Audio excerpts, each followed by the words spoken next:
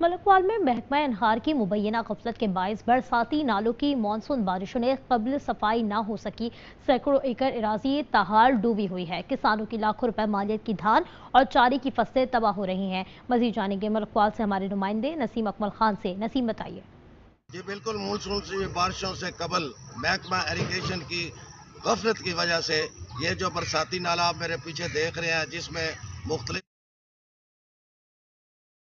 पौधे और मुख्तलिफ जड़ी बूटियाँ आपको नज़र आ रही होंगी, इसकी सफाई ना होने की वजह से जो ये मुख्तलिफ जो गांव है हमारे गिरदोनवा के, वहाँ से ये गुजर कर आता है, जिसमें 8 चक 22 चक बोवाल चक रैब वहाँ पर खड़ी फसलें जो धान की फसल और चारे की फसल मुकम्मल तबाह हो गई है।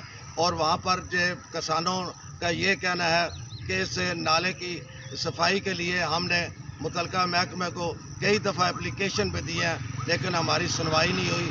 हमारी वज़ीर आला पंजाब मरियम नवाज से ये अपील है कि इस नाले की सफाई भी करवाई जाए और जो मुतलका महकमा है उसके खिलाफ सख्त और सख्त कार्रवाई की जाए। हमारी फसलों का लाखों रुपए का जो नुकसान है वो उसका अजाला हो सके।